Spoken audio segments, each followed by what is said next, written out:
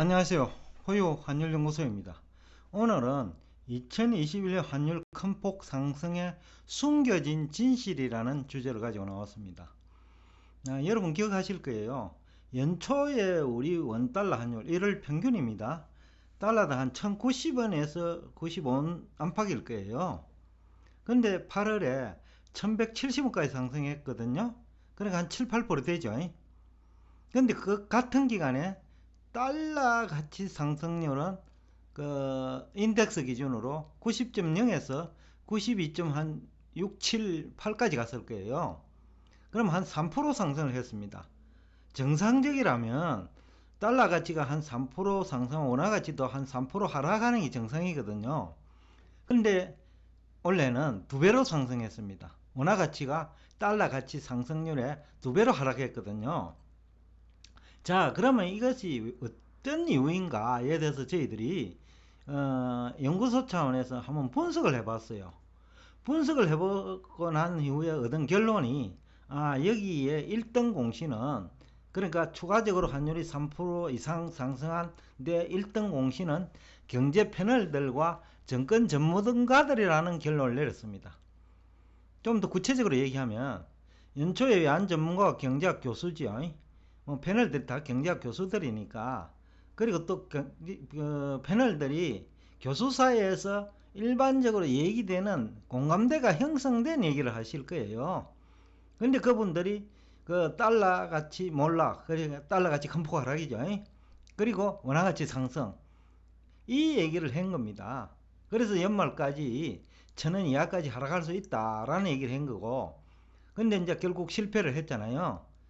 지금 8월에 70원, 80원 갔으니. 근데 제가 이제 이 얘기를 하고자 하는 건 아니고, 그 다음에 결국은 이제 다른 얘기인데, 또 다른 정치 전문가 얘기를 또 할게요. 어떻게 보면 같은 사람이 얘기를 한 거로 지금 알고 있는데, 같은 사람이 환율 하락, 그러니까 연말 그 1000원 이하 얘기하고, 같은 사람이 미국 정치 거품 붕괴, 그죠? 그 다음에 한국 정치에 대한 외국인 투자자들의 양털깎기. 아마 제가 알기로 같은 사람들이 많습니다. 근데 이분들이 이제 모순된 얘기를 하고 있다는 걸 제가 지적하고 싶습니다. 왜냐면 이게 좀 상식에 어긋나잖아요. 그죠? 왜냐면 정시가 몰락을 하면, 미국 정시 몰락, 한국 정시 몰락을 하면 우리 한국 경제도 실물 경제 충격받거든요. 그럼 한국 경제도 몰락한다는 얘기입니다. 그럼 한국 경제 몰락하면 원화 가치가 하락하잖아요. 그러니까 이율 배반적인 얘기를 하고 있다는 것을 제가 지적합니다. 최소한도로 패널이라면, 그리고 정권 전문가들이라고 하면 그 상식적인 얘기를 하지 못해서는 안 되거든요. 상식에 어긋난다는 얘기예요. 앞뒤가 안 맞는 얘기를 하고 있다는 얘기를 지금 하고 있습니다. 그것도 일반인이 아니고요. 조직에서 인정받은 정권 전문가와 교수 사회에서 인정받은 패널들이 상식적인 얘기를 하지 않고 상식에 어긋나는 얘기를 하고 있다는 것을 지금 얘기하고 있습니다. 제가 전망에 실패했다는 건 얘기 안 합니다. 저도 전망에 실패할 수 있어요. 그러나 그 근거가 되는 얘기는 교수라면, 그리고 정권 전문가라면 상식적인 얘기는 해야 된다는 거예요. 그래서 제가 이제 이거 코미디가 아니냐, 일반 코미디 프로는, 공영방송 코미디 프로는 유익하잖아요. 쉽게 하면 그 얘기를 들으면 기분이 업되잖아요. 그런데 이 정권 전문가 경제 패널들의 그 코미디적인 그 얘기는 어쩐지 전 국민을 슬프게 한단 말이에요. 그렇죠? 대학생 취업을 가로막고, 자영업자를 힘들게 하고, 중소기업을 힘들게 하고, 정부 재정 지출을 늘리게 한다는 거예요. 그래서 슬픈 거예요. 좀 더 구체적으로 얘기할게요. 연초에 조선업체가 이제 수출업체죠. 조선업체 포함해가 수출업체 많잖아요.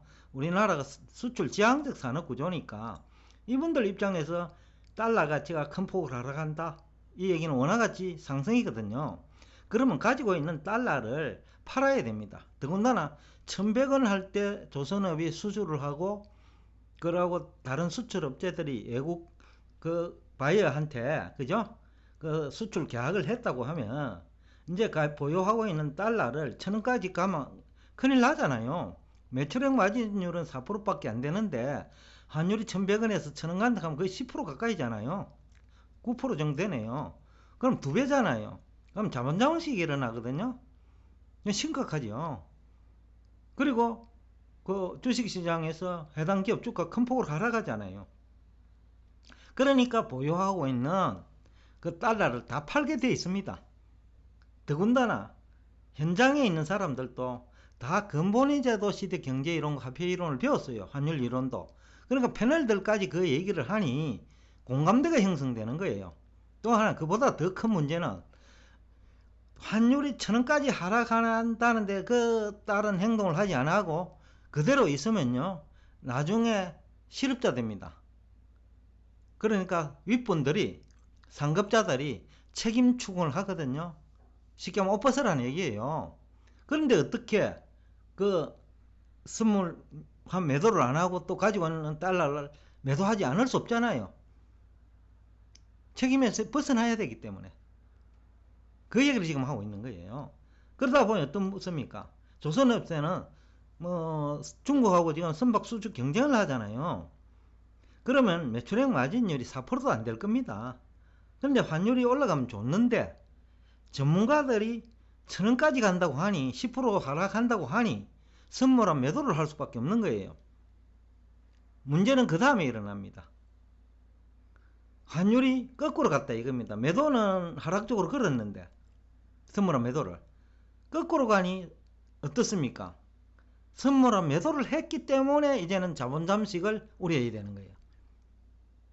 그래서 인계 환율이라고 얘기하는데, 인계 환율이란 매출액 마진율과 그 시장 환율이 상승률이 그 동일한 비율, 그 시점이 이제 기업 입장에서는 손익분기점 환율일 수 있잖아, 그죠? 그러니까 그때는 자본 잠식 상태에 들어가거든요. 그 이후에는. 그러니까 선물한 매도 포지션을 청산하게 됩니다. 그렇지 않으면 자본 잠식이 일어나니까요. 그래서 청산한다는 이 얘기는 매도한 외환 선물을 매수하게 된다는 얘기예요. 그러니까 그때부터는 환율이 급등하는 거죠. 또 외국인 투자자들은요, 그걸 잘 알잖아요. 더군다나 상장기업이 영업실적이 악화되는 걸 잘 알아요. 환율 전방에 실패하면. 대응에 실패하기 마련이고, 대응에 실패하면 영업실적이 나빠지고 매출액 증가도 둔화되거든요. 중요한 주가지수 하락 요인이지요. 그러니까 외국인 투자자들은 한국 주식을 공격적으로 매도합니다. 그래서 2월부터 한국 주식을 공격적으로 매도했죠. 아마 제가 알기로는 2008년 이후로 가장 많이 매도했을 거예요. 6, 7월까지. 이제 반도체 때문에 매도액이 증가한 거는 뭐 그렇게 기간이 길지 않으니까 그 이전에 매도한 금액이 제가 느끼기로는 25조 원은 되지 않냐. 그보다 더 심각한 것은 25조 원이 호주머니에서, 우리 국민들 호주머니에서 외국인 투자자 호주머니 이동한 거죠. 그 금액이 얼마냐 하면 우리 1분기 경상수지 흑자액이 한 250달러 안팎이거든요. 그러니까 그 정도 금액이 외국인 호주머니로 이동하는 거예요. 증권시장에서. 근데 그뿐이 아니라는 얘기를 지금 하고 있습니다. 그러면 외국인 투자자들이 그런 상황이 되면요, NDF 시장, 여기에 선물한 시장이라고 하잖아요. NDF 시장에서 외환 선물 매수를 합니다. 그러니까 원화 매도를 하죠. 그러면 거기서 또 외화가, 우리 국부가 외국인 호주머니로 이동합니다. 그러니까 그 금액까지 합하면 최소한도로 300억 달러 내지는 350억 달러가 이동합니다. 그러니까 환율이 올라갈 수밖에 없죠. 국부가 틀려버렸잖아요. 또 상장기업 영업실적이 악화됐잖아요. 그죠? 그렇기 때문에 이제 심각하다는 거예요. 그러면 이제 대졸자 취업이 안 되죠. 또 조선업체 주위에 있는 자영업자들은 매출이 줍니다. 또 조선업체 부품을 납품하는 다른 수출업체도 마찬가지입니다. 납품하는 중소기업들이 힘들어집니다. 왜냐하면 납품을 받은 대기업이 승승장구해야 중소기업도 성장하잖아요. 그러니까 이제 중소기업도 힘들게 한 거죠. 그래서 지금 오늘 그 얘기를 하고 있는 겁니다. 그런데 문제는 제가 앞에서 이 상식적인 얘기도 하지 못한다라는 얘기를 했는데 참 슬픈 얘기인데요. 패널들이 누굽니까? 조직에서 인정받은 사람이 상식에 어긋나는 얘기를 한다는 거예요. 한편으로 미국 달러 몰락, 한국 주식시장 몰락, 그 얘기는 한국 경제 추락입니다. 그죠? 그러면 원화같이 큰 폭 하락이거든요. 그런데 원화같이 상승 얘기를 한다는 거예요. 그러니까 슬프다는 거죠. 예? 전문가들이 그 얘기를 하니까. 그리고 이것이 국민 경제에 부정전에 미치는 영향이 너무 크다는 거예요. 대학생 취업을 못하게 하고 있고 결혼을 못하게 하고 있고 인구 증가를 가로막는 거예요. 그리고 주가 하락을 부채질하는 거예요. 그러면서 더 재미있는 것은 연말까지 주가 지수가 4천까지 상승한대요. 그것 또한 코미디입니다. 주가 상승을 가로막아 놓고 주가 상승 논리를 펴는 거예요. 얼마나 코미디입니까? 그리고 실제로 많은 피해자가 생겼고요. 그래서 오늘도 무슨 얘기인지 여러분 아실 거예요. 아마 기존 패널들하고 차이가 맞는데, 예? 설득이 있잖아요. 저는 전망에 실패했다는 얘기를 하지 않습니다. 최소한 전문가라면 상식적인 얘기는 해야 된다.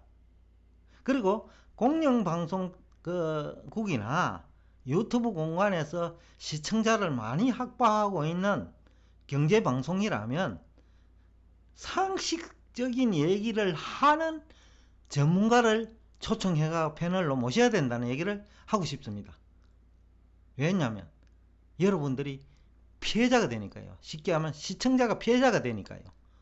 또 국민들이 힘들어지니까요. 또 국민 경제가 충격을 받을 수 있으니까요. 재정지출 규모가 증가하면서 경우에 따라서는 재정위기로 발전할 수 있으니까요. 무슨 얘기인지 아시겠죠? 오늘도 끝까지 시청해 주셔서 대단히 감사합니다. 다음 시간에도 또 차별화된 정보를 가지고 여러분을 찾아뵙겠습니다. 감사합니다.